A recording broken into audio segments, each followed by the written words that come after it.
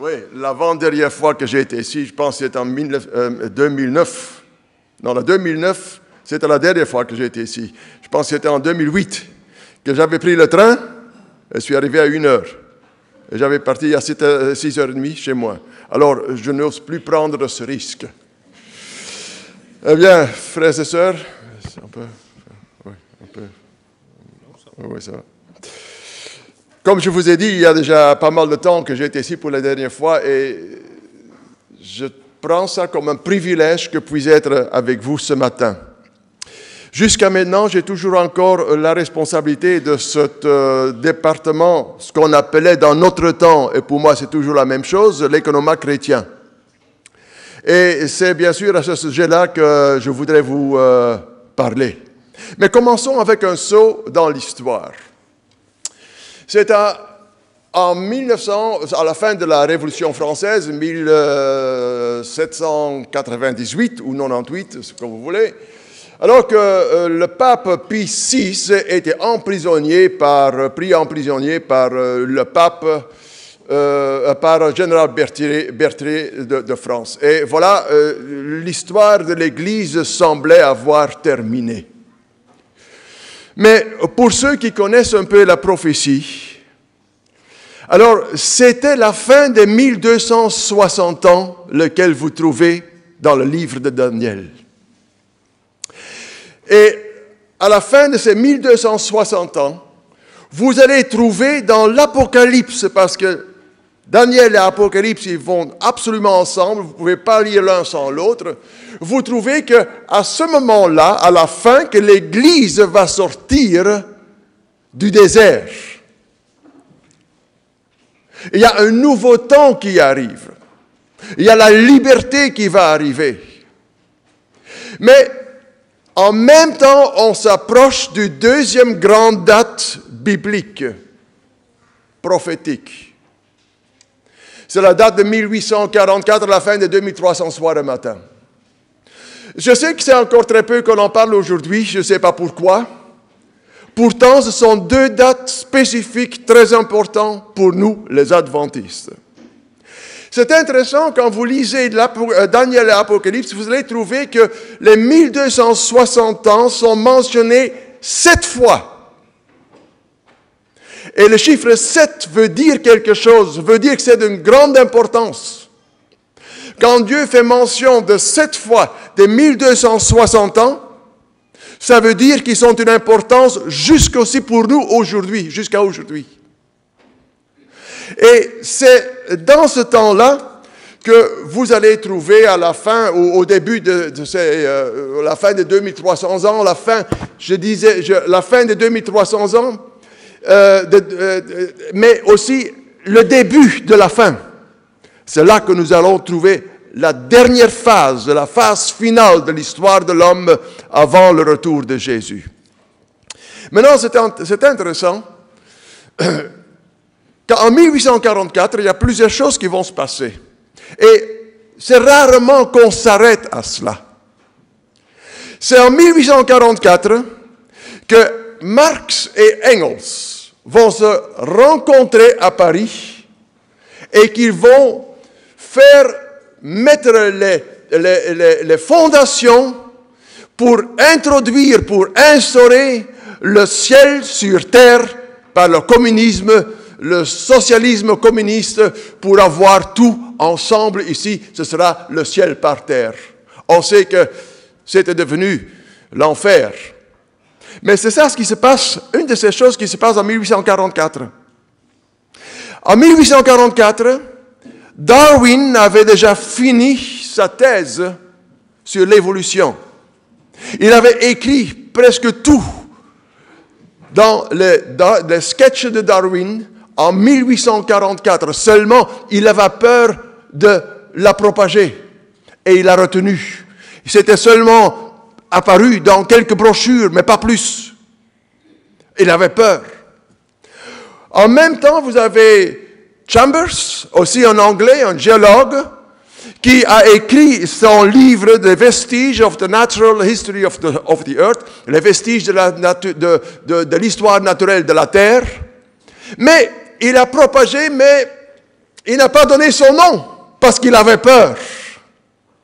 Mais il y a des choses qui se passent. Grégoire, le 16e, il va interdire dans cette année, il va maudire dans cette année les sociétés bibliques.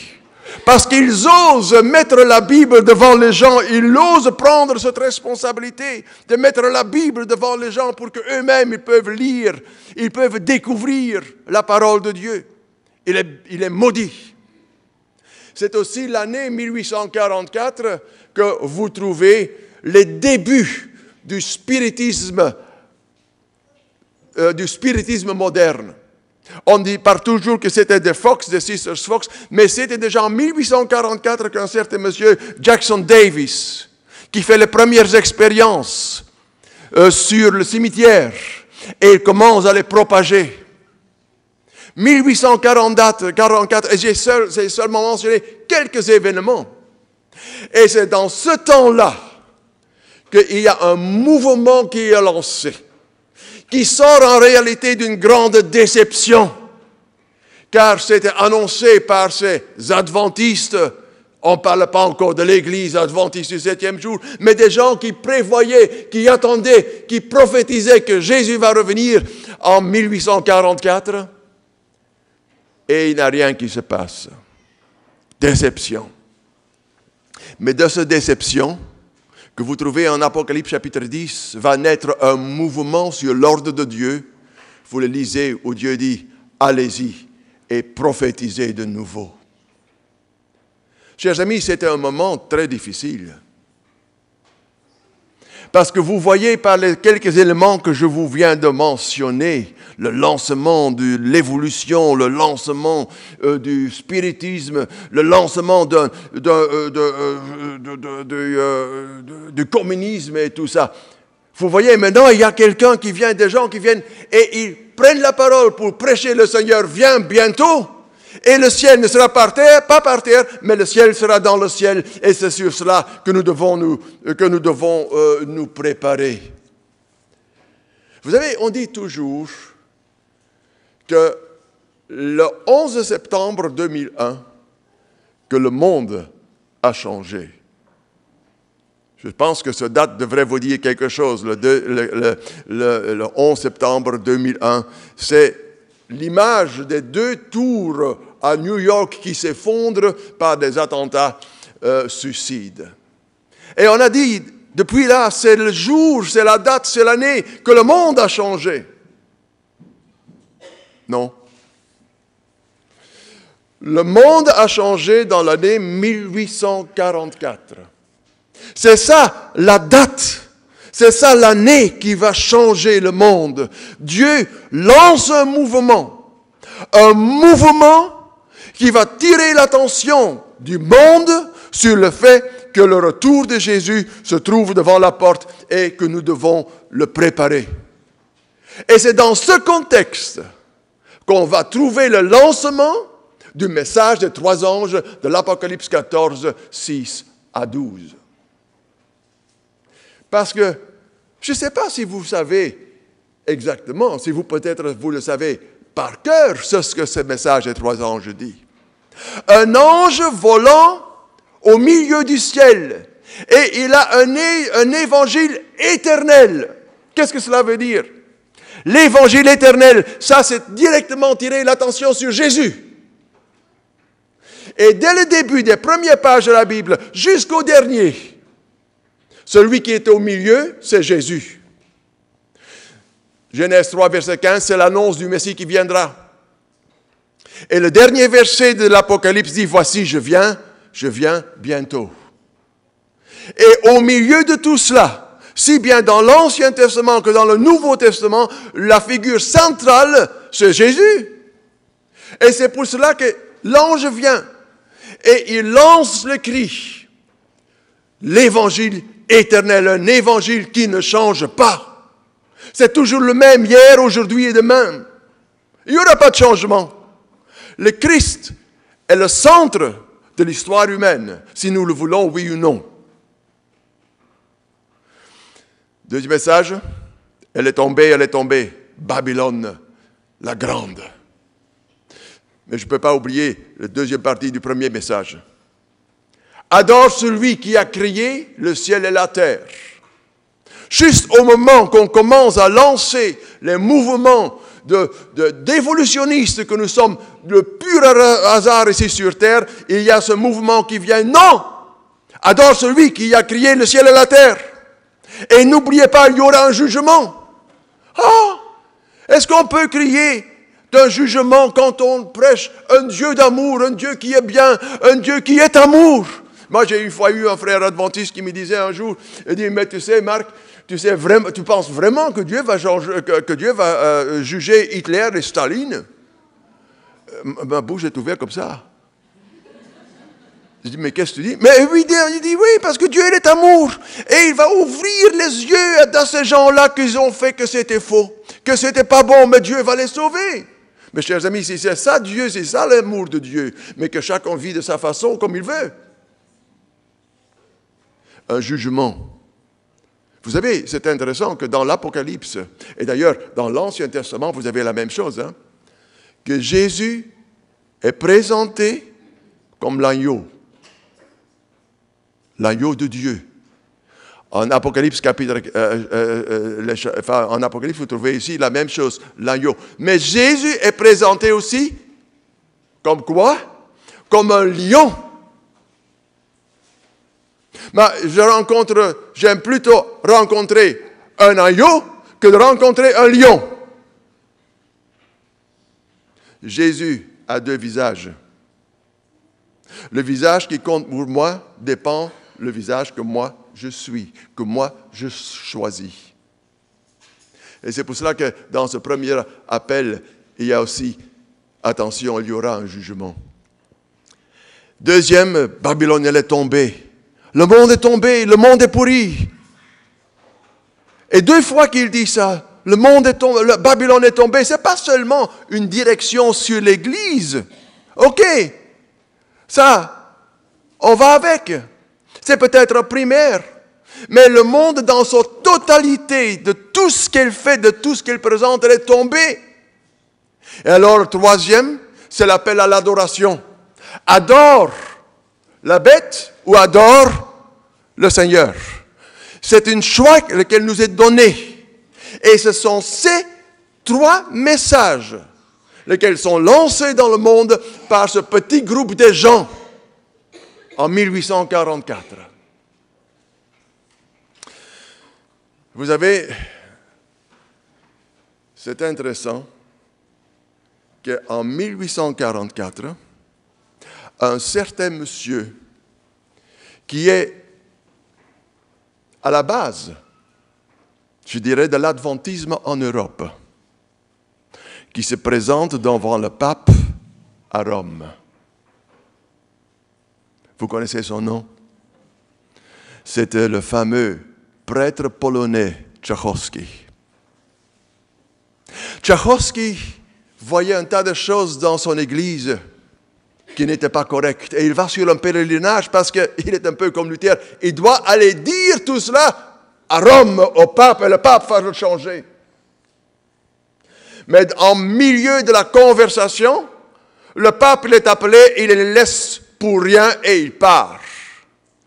Et Tchaikovsky est tellement déçu qu'il se met sur un pèlerinage, sur un voyage qui lui amène je ne sais pas où, jusqu'à ce qu'il arrive ici à Bruxelles. Et ici à Bruxelles, il y a un ami qui lui dit, mais va à Londres, et là à Londres, il reçoit l'argent pour déménager, pour aller aux États-Unis. Et en 1954, il va arriver là-bas, et il trouve les adventistes, et il va être engagé comme un lieur de livres dans l'imprimerie adventiste sur Battle Creek. Et c'est là qu'il rencontre aussi James White. Et il est tellement, ce Tchaikovsky, il est tellement plein du message des trois anges qu'il dit, mais je dois aller en Europe, je dois aller les dire. Envoie-moi. C'est facile à dire, envoie-moi. Mais il faut avoir de l'argent. Et l'Église n'a pas de fonds. Alors, il va chez les églises adventistes du dimanche. Et c'est cette église dans le temps qui lui finance pour venir ici et pour faire sa prédication. Et il ne prêche pas le dimanche, mais il prêche le sabbat. Il prêche le message des 3 anges, comme je viens de vous dire, duquel il était convaincu. Et Tchaïkovski, il voyage partout dans l'Europe. Et premièrement, il commence chez les Vaudois, dans le nord de l'Italie. Mais il est déçu parce que ces gens-là de la Réforme ne veulent pas l'entendre. Il continue à promener et finalement, pour faire une longue histoire courte, il arrive en Suisse à Tramelan où il y a des baptêmes, où il prêche, où il y a une petite église qui naît, mais sans savoir que ce sont les adventistes du 7e jour. Et un jour, quand il est parti, dans sa grande déception de nouveau, bien, il y a un frère qui trouve parmi ses affaires une brochure des États-Unis de l'église adventiste du 7e jour. Et il les écrit. Et c'est là-dessus que le premier missionnaire payé de l'Église, il est envoyé ici en Europe et il commence son œuvre. Tchaïkovski, finalement, il arrive à Vienne, il tombe malade et il meurt pauvre comme un souris. Mais c'est lui qui a lancé le mouvement adventiste, qui a lancé le message des 3 anges chez nous ici en Europe. Andrews vient. Et alors l'Église commence à se former peu à peu. Et alors, pendant ces premières années, il y a des frères qui viennent ici en Belgique. Chers frères et sœurs, c'est merveilleux, c'est miraculeux comment Dieu travaille. Parce que, vous savez, ce n'est pas seulement l'Europe qui compte. Mais je fais une petite excursion en Russie. J'ai une fois écrit cette histoire très brièvement dans une lettre juste avant un congrès. Je ne sais pas si vous vous rappelez. Mais c'est l'histoire de Rizvik, un vieux papa qui venait des Ménonites. Et cette histoire, ça commence en Russie, mais ça termine de nouveau en Russie avec un grand détour par les États-Unis. Et Rizvik, un vieux, il bégaye, il est vieux, il n'a pas d'argent, il est pauvre. Mais il dit à ses frères, cette première église russe qu'ils avaient organisée aux États-Unis, il dit, je dois retourner chez moi pour prêcher le message des 3 anges dans mon pays, dans mon village. Et Rizvik reçoit un niet, parce qu'il bégaye, il n'a pas d'argent et il est pauvre. Mais Dieu peut faire utiliser n'importe qui. Et par quel miracle aussi, il arrive à Kiev, en Ukraine. Et là, il n'a plus d'argent. Plus rien. Et il doit encore faire des centaines de kilomètres pour arriver à son village. Mais il avait encore des bottes neuves pour les rudes hivers russes. Et il les vend. Il consacre ses bottes neuves pour qu'il puisse avoir l'argent pour annoncer le message des 3 anges dans son village. Mais dans ce temps-là, la Russie, c'était orthodoxe. Il n'existait pas, la liberté de religion n'existait pas. Alors, il ne pouvait pas en parler. Mais il avait un 4e handicap, heureusement. Il ne pouvait pas lire bien. Il n'avait même pas des lunettes, il ne pouvait pas lire, soi-disant. Et quand il arrive au village, il appelle quelqu'un et dit, mais j'ai ici une brochure, est-ce que tu sais me lire ça? Et le type commence à lire. Il dit, oui, mais lis un peu plus fort parce que je n'entends pas bien. Et peu à peu, il y a des gens qui commencent à se mettre autour. Et le message des 3 anges est prêché de sa façon dans son village. Et une église adventiste est née là. Une église qui porte le message des 3 anges dans ce pays-là. C'est ainsi qu'était le début de l'œuvre adventiste en Russie. Chers frères et sœurs, il y a un message qui pousse. Il fallait qu'ils vont. en Afrique du Sud en 1887. C'était un prospecteur de l'or, soi-disant, qui va s'établir en Afrique du Sud. Et parce qu'il se sentait poussé pour aller prêcher le message adventiste des trois anges dans ce pays. Et c'est ainsi que le message va être prononcé, va se répandre en Afrique, avec une exception. Je reviens maintenant en Belgique. En 1906, et là je suis très fier, il y a un frère, un jeune homme, 24 ans, qui est baptisé à Charleroi. Son nom, c'est Elie Delhoff. Il y a rarement de gens qui n'ont jamais entendu parler de lui. Je ne sais pas si, toi, tu connais encore son nom, hein? Ah, les vieux là! Ah, heureusement, on a encore les vieux. Hein? Qu'est-ce qu'on fera sans eux? Toute l'histoire va se perdre. Delhoff était baptisé et il avait... L'histoire de son passé, c'est encore un miracle.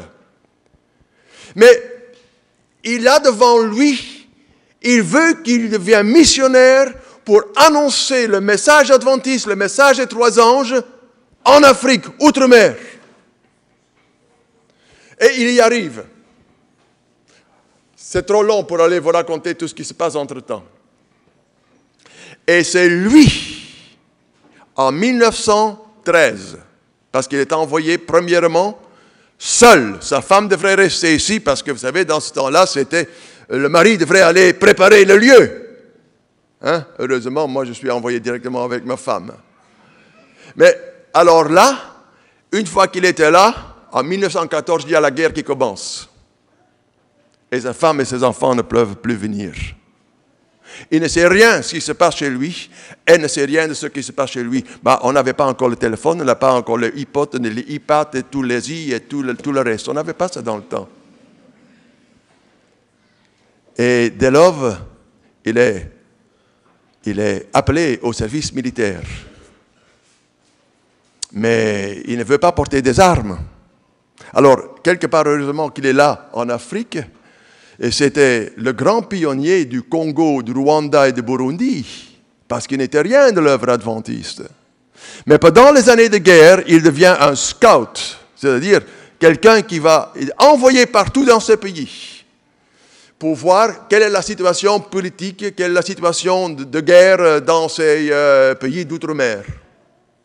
Et il est tellement apprécié par le gouvernement belge que plus tard dans sa carrière, parce qu'il a passé toute sa vie là au Congo et à Rwanda et Burundi, qu'il va devenir conseiller du conseil du gouverneur du Congo belge. Et il a de très hautes mentions. Et c'est ce frère-là, Delhoff, qui va fonder le fameux Jitway College. Et n'oubliez pas, Jitway, ça c'était une montagne maudite. Personne n'osait y aller, c'était maudit. Encore toute une histoire, ce n'est pas le temps pour raconter ça. Mais Delhoff il fonde le message adventiste au Rwanda. Après, c'est au Congo, qui était dans le temps le Congo belge. Et c'est lui qui va répandre le message de trois anges dans ce pays. Mais, chers frères et sœurs, quand je lis ces choses-là, comment ces gens ont voyagé, comment ils ont vécu dans ce temps-là avec rien.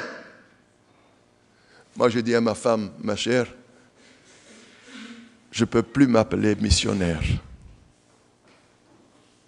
Parce qu'on ne peut pas s'imaginer les montagnes de difficultés que ces frères et sœurs ont dû monter pour s'établir et pour prêcher le message adventiste, le message des trois anges.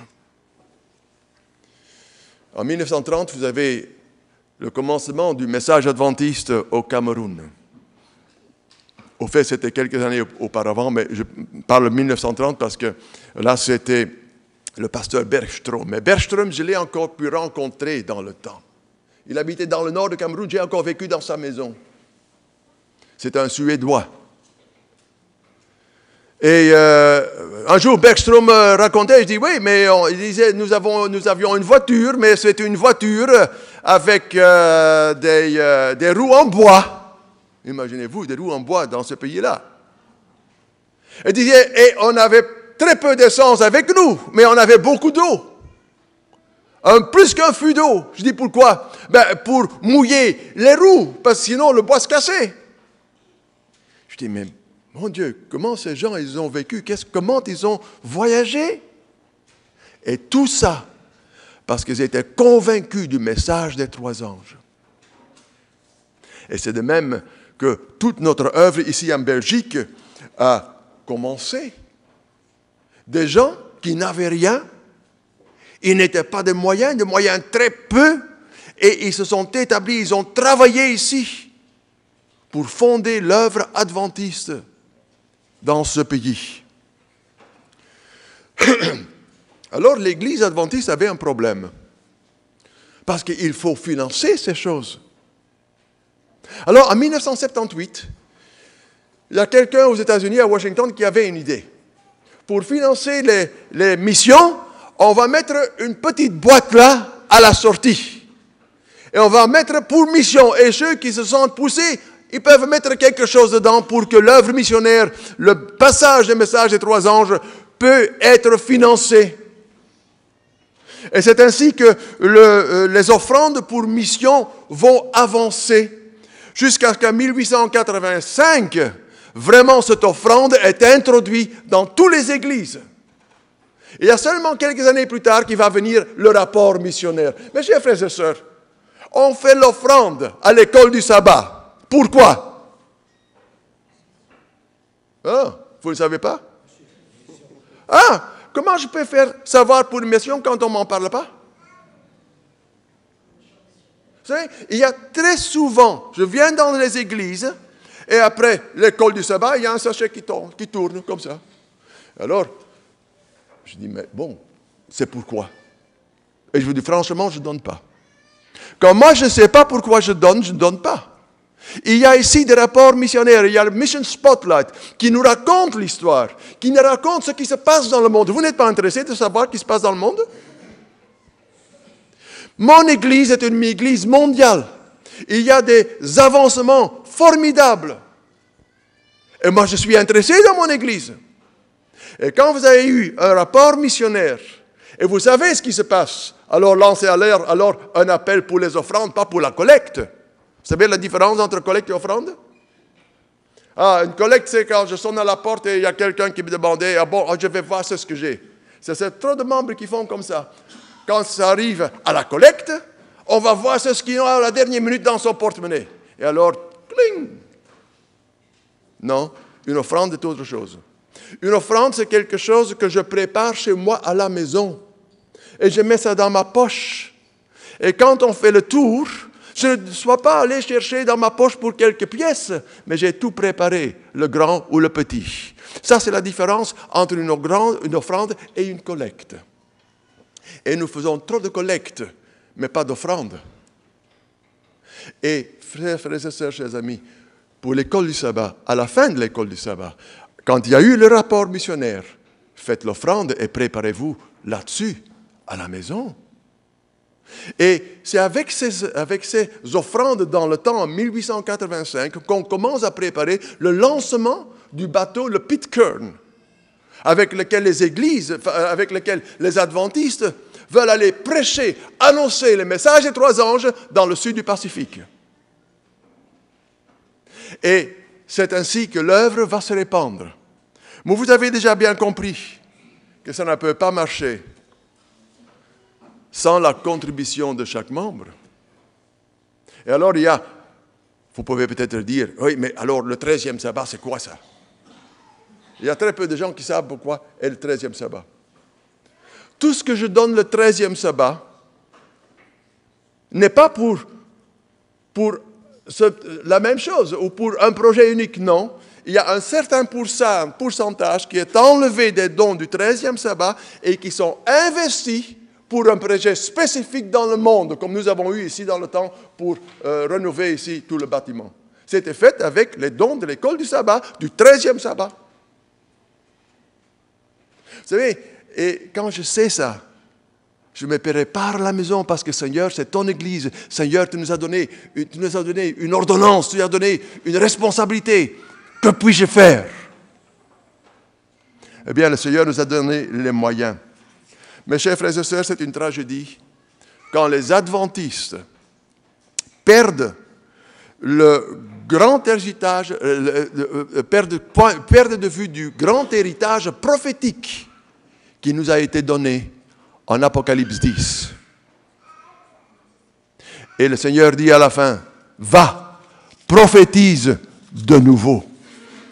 Maintenant, en Matthieu, et alors là dans le chapitre 9, il va quand même aller là, très bref parce que je sais déjà d'avance que je vais dépasser mon temps, je m'excuse.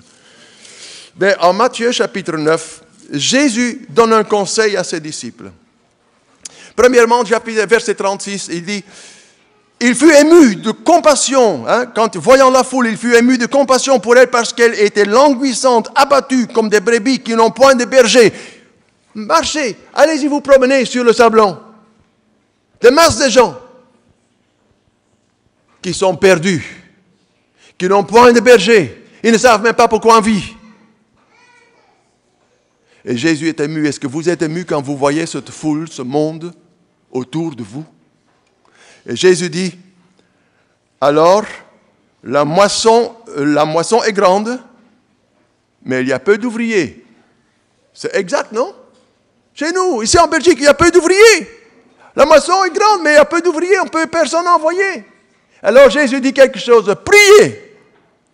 Donc le maître de la moisson d'envoyer des ouvriers dans sa moisson. Ah, ça c'est facile ça. Jésus dit, priez pour que Dieu fasse le nécessaire, qu'il envoie les envoyés, qu'il envoie des ouvriers dans sa moisson. Priez. Mais en réalité, prier n'est pas si difficile que ça. C'est la chose la plus facile. On peut prier avec son cœur, on peut prier sans son cœur, on peut prier à la haute voix, à la douce voix, on peut prier dans son esprit, on peut toutes sortes de façons de prier. Mais j'ai l'impression, maintenant je vais un peu jouer l'avocat du diable, que le Seigneur, il a oublié quelque chose. Et Paul nous rappelle ça. 1 Corinthiens chapitre 9. Je ne sais pas si vous allez aimer ce passage. Verset 13. Ne savez-vous pas que ceux qui remplissent les fonctions sacrées sont nourris par le temple, que ceux qui servent à l'autel ont partie à l'autel? De même aussi, elle dit, le Seigneur Jésus a ordonné à ceux qui annoncent l'évangile de vivre de l'évangile. Oh! Qu'est-ce que cela veut dire? Et il dit bien, le Seigneur, Dieu, Jésus, il a ordonné que ceux qui travaillent dans l'Évangile, qu'ils vivent de l'Évangile. Vous savez, aucun ouvrier peut être productif sans argent. Qui de vous travaille sans recevoir un salaire? Il n'y a pas trop, hein? C'est normal. Il faut vivre.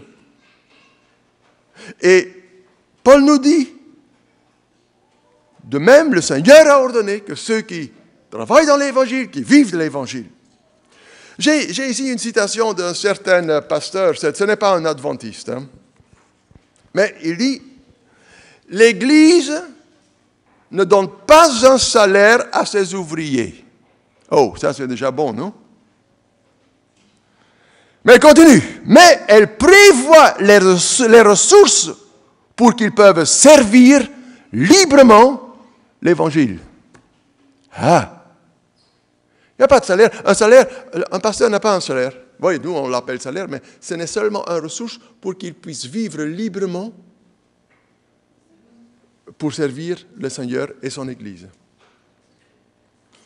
Maintenant, et ce sont seulement la générosité de nos membres dans les dîmes et dans les offrandes. Je ne peux pas être généreux dans mes dîmes. Une dîme, c'est quelque chose que Dieu m'impose. Il dit ça très clairement, vous connaissez cette référence en Malachie 3, verset 10, vous le savez. Hein? Mettez-moi à l'épreuve. Combien de nous le mettent à l'épreuve? On n'est jamais sûr. Hein? Est-ce que nous manquons de foi? Mais le Seigneur parle très clairement. Et alors, la générosité de ces membres montre aux ouvriers qu'ils sont soutenus par les membres. Est-ce que nous montrons à nos pasteurs que nous les soutenons? Moi, je sais ce qui est le salaire d'un pasteur.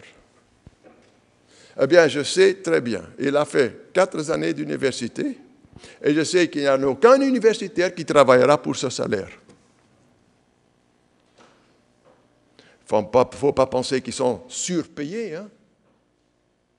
Mais il faut qu'ils vivent, et j'ajouterais qu'ils vivent dignement.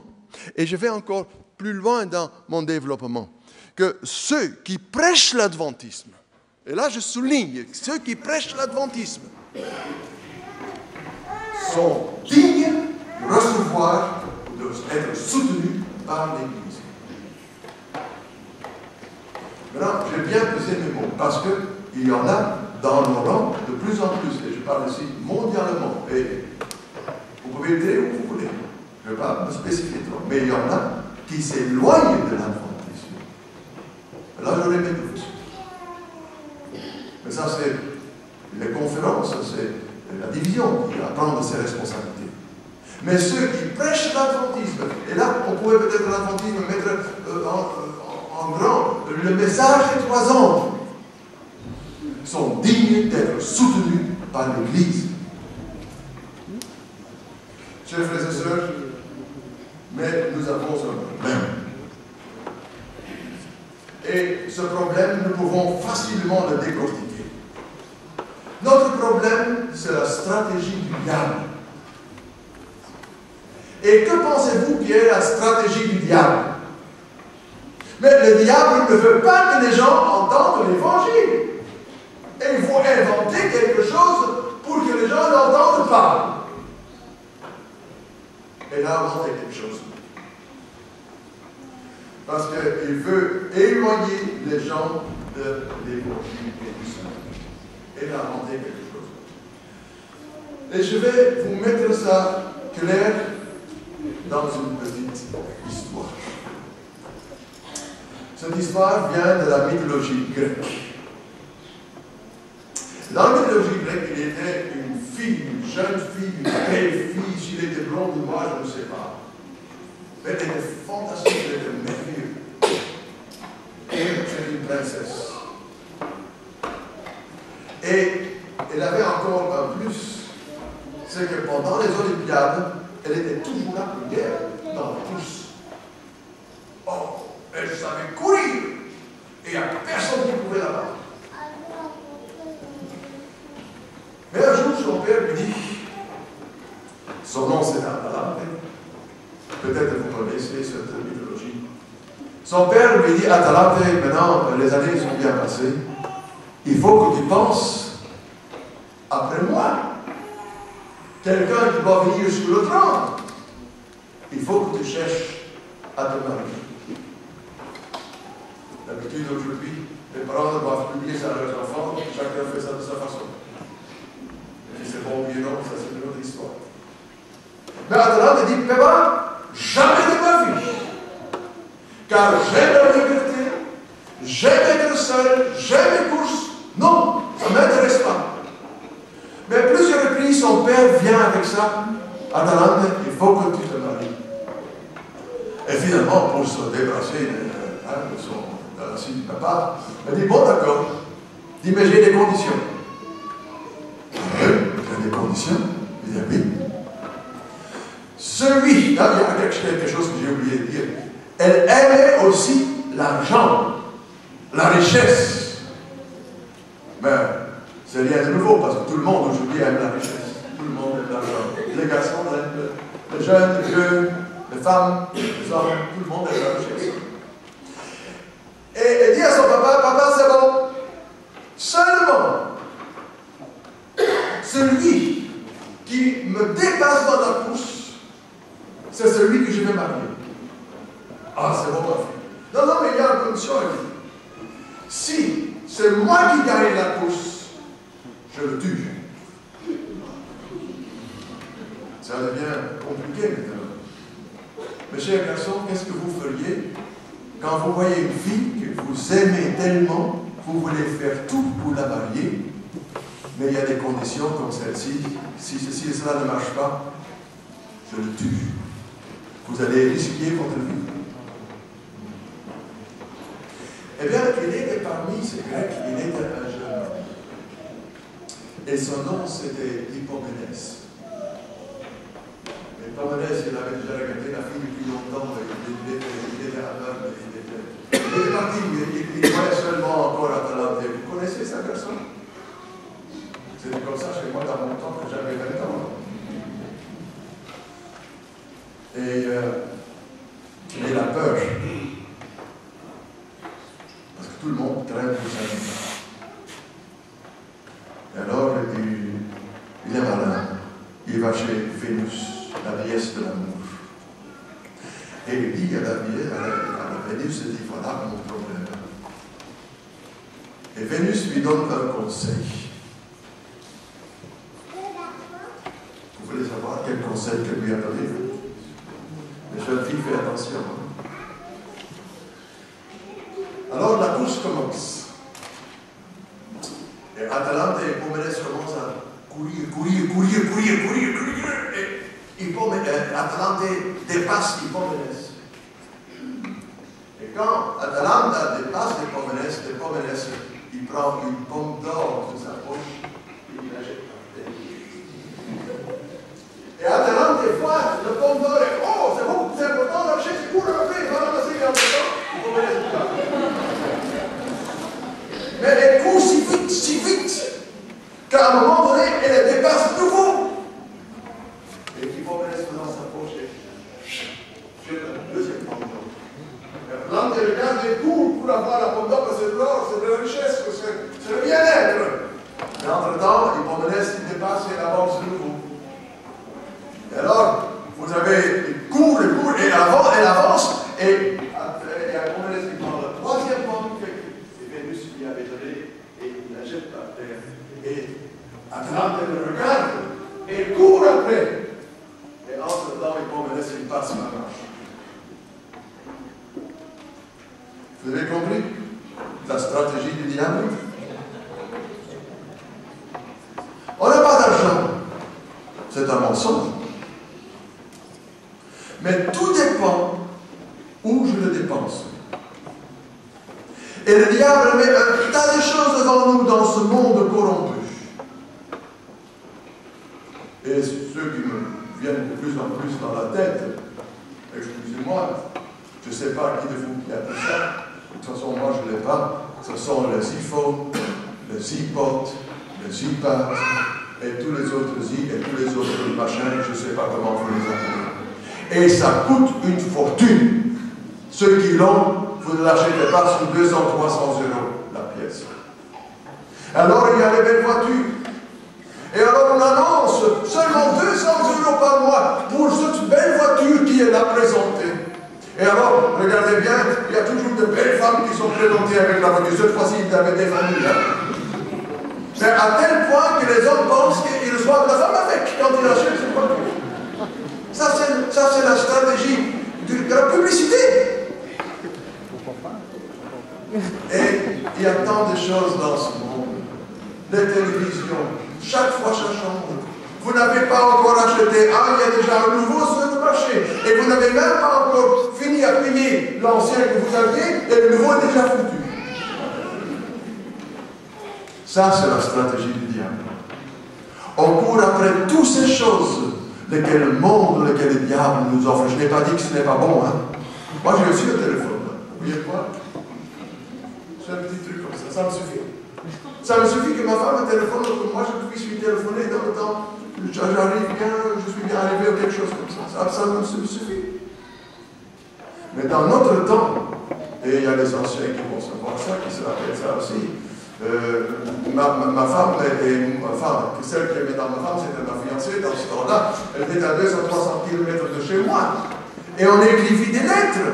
Et ça prenait des semaines avant que ça arrivait. Et j'étais juste marié, ma femme devait encore terminer ses études ici en Allemagne, et moi j'étais déjà aux États-Unis. Et on était presque sans nouvelles, une lettre prenait un mois. Mais aujourd'hui, tchouk, le monde a changé. Mais vous savez quelque chose? On n'avait pas tout ça, on était heureux, on est heureux jusqu'à aujourd'hui, après 48 ans de mariage. Mais c'est ça la stratégie du diable. Le diable veut nous mettre un tas de pommes dans nos pieds. Vous savez, je vais un instant, et ne vous en faites pas, je suis en train de terminer. Un instant dans le livre d'Amos. Amos était non, pardon, c'est Haché, je me suis trompé, c'est Haché. Oui, je viens de prêcher sur Amos il y a tout récemment aussi. En Haché. Haché était un de ces prophètes qui était retourné, c'était un juif, il avait connu la déportation et il a connu le retour de Babylone. Et alors, là, Dieu lui envoie vers son peuple qui se sont réétablis dans le pays de Canaan, à Jérusalem. Alors vous lisez dans le chapitre 1, verset 2. Vous y êtes? Écoutez bien. Ainsi parle l'Éternel des armées, ce peuple dit, le temps n'est pas venu, le temps de rétablir la maison de l'Éternel. Et alors un peu plus loin, c'est pourquoi, considérez attentivement pourquoi. Le peuple dit, le temps n'est pas encore venu. Comment nous voyons le message, les trois anges, l'Église, lequel nous adorons, dans lequel nous sommes adorés, mais dans lequel nous sommes? Est-ce que trop souvent nous ne disons pas non plus, mais le temps n'est pas encore venu? Et on regarde sur lui-même, sur sa maison, sa voiture, ses avoirs en banque, ses soucis peut-être aussi. Mais, frères et sœurs, nos yeux sont trop souvent fixés sur nos propres intérêts. Et on perd l'intérêt de Dieu pour son Église et nous pour Dieu lui-même, pour le message qu'il nous a envoyé à prêcher dans ce monde qui court à sa perte. Ou vous ne croyez pas que ce monde court à sa perte? Vous savez, nous vivons dans un monde où tout devient, comment je veux dire, et nous sommes en train de mondialiser avec. Hein. Il y a un mot, ça m'échappe, c'est pas grave. Mais alors maintenant, on est arrivé dans un temps de postmodernisme. Je ne sais pas si quelqu'un sait ce que ça veut dire, postmodernisme. Parce qu'il fait très attention à ça. L'Église a un message dans un monde postmoderne. Mais nous ne pouvons pas postmoderniser notre message. Parce que postmoderne veut simplement dire tout est à relativiser. Il n'y a pas de vérité absolue. Ah bon? Quand Jésus dit je suis la vérité, ça veut dire ce n'est pas absolument Jésus qui est la vérité. Je suis la lumière. Quand Dieu dit j'ai créé le monde, et il rappelle ça dans le 10 commandements. Oui, mais on va relativiser, on va discuter, on va philosopher sur ces choses-là. Et on perd l'essentiel. Où Dieu nous envoie dans ce monde, d'annoncer que lui, il est le créateur. Et on perd du temps.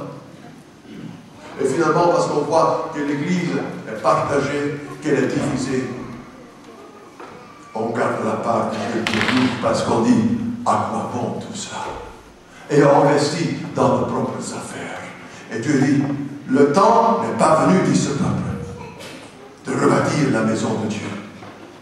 Et j'ai de temps en temps l'impression, chers amis, que nous devions rebâtir la maison de Dieu. Moi, je me rappelle, quand je venais ici comme petit gamin, que cette église était pleine. Vous avez, chers frères et sœurs d'outre-mer, frères et sœurs des autres pays du monde, et vous êtes ici, la majorité, je suis sûr, je ne dois pas compter, je ne dois pas le demander. Mais vous savez que nous sommes, au moins moi, et je pense que je peux dire nous, heureux que vous êtes là.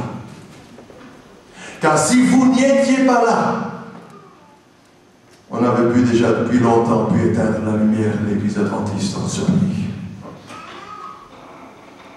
Mais vous savez pourquoi? Parce que nous avons perdu vision de notre raison d'être.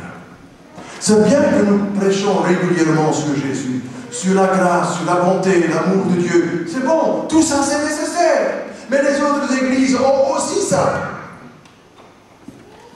Mais nous avons une responsabilité qui va beaucoup plus loin. Le message des trois anges. Adorer. Une choix d'adoration. Et ça touche le sabbat. Ça touche l'histoire de la création. Ça touche le jugement. Ça touche le sanctuaire. Ça touche Rome. Il ne faut pas l'oublier.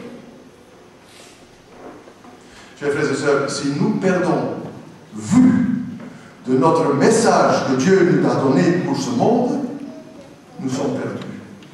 Et dans le verset 6 ou dans le verset 5, Dieu dit « Considérez attentivement vos voies. » En d'autres mots, faites bien attention à ce que vous faites. Un peu plus loin, regardez, il vient avec la réalité. Hein. Le salaire de celui... Non, vous semez beaucoup, dans le verset 6. Vous semez beaucoup et vous recueillez peu. Vous mangez, vous n'êtes pas rassasié. Vous buvez, vous n'êtes pas désaltéré. Vous êtes vêtu, vous n'avez pas chaud. Et le salaire de celui qui est à gage tombe dans un sac percé. C'est exactement le monde d'aujourd'hui. On n'a jamais assez. Il n'y a personne qui a assez à la fin du mois. Et vous savez pourquoi? Parce qu'on veut toujours avoir encore quelque chose de plus. Qu'est-ce qu'il dit ici? Le salaire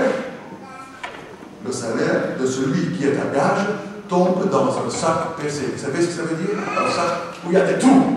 Vous mettez quelque chose dedans, vous le perdez. Et à la fin du mois, vous pouvez peut-être avoir moins qu'auparavant. C'est parce que nous ne faisons pas nos comptes comme il faut. On fait les comptes sans Dieu. Ça, c'est Nietzsche. Sans Dieu. Nietzsche, il a voulu aussi changer le monde. C'est Nietzsche qui a raconté cette histoire. Hein? Dieu, il est mort. Pour beaucoup de gens, Dieu est mort maintenant. Mais ils n'ont pas de perspective. Et quand vous n'avez pas de perspective, vous investissez en vous-même jusqu'à ce que vous en tuez vous-même. Ça, c'est le monde d'aujourd'hui. Et c'est un grand danger que nous, comme Église, nous tombons dans ce même entier. Verset 9, vous comptiez sur beaucoup, et voici, vous avez peu. Vous l'avez rentré chez vous, mais j'ai soufflé dessus.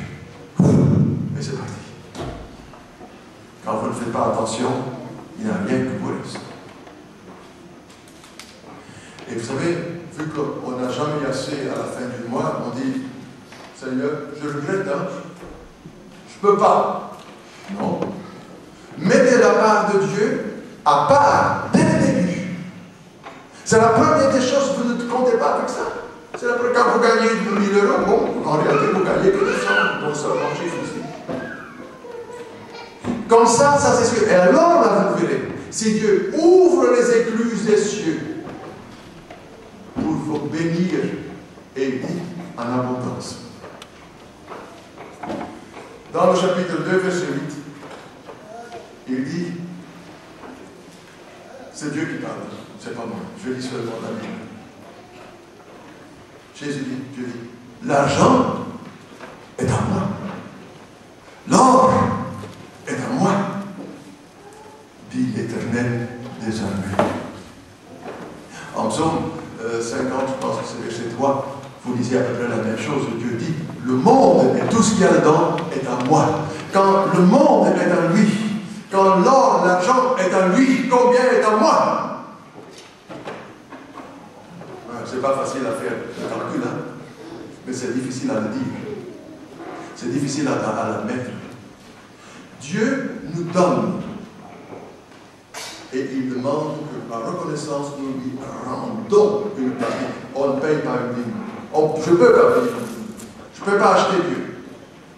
Mais je peux lui rendre une partie de ce que lui, il m'a donné dans cette vie. Chers amis, il y a le danger que nous perdons point de vue de Dieu dans notre vie par la stratégie du diable. Ne l'oubliez pas, Atalante et Promenes. Et il veut que nous restons fidèles à lui. Vous savez, c'est très simple. En Matthieu chapitre 6, et je vais terminer ici bientôt. En Matthieu chapitre 6, il est écrit ceci, dans le verset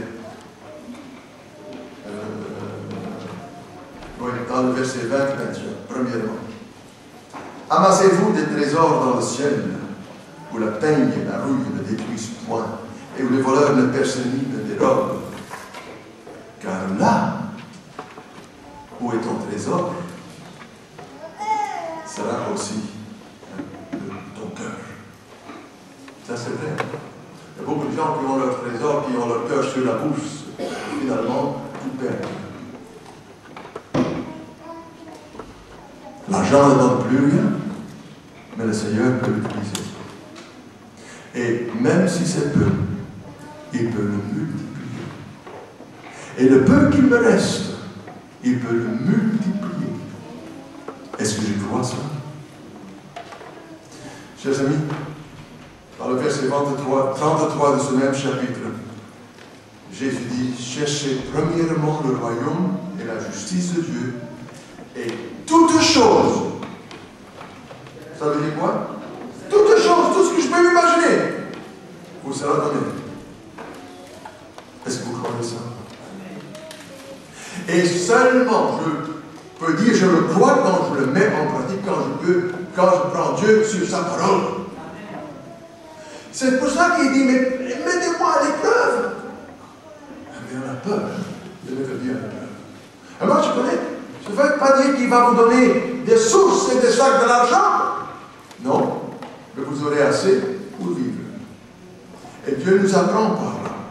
Mais le grand problème que nous avons et que Dieu a avec nous, vous trouvez ça en Proverbe chapitre 13, et là, le verset 26. 13, Proverbe 13, et c'est le verset... Ah bon, il y a quelque chose. Non, c'est le Proverbe 23, pardon. Alors le verset 26. Soulignez ça.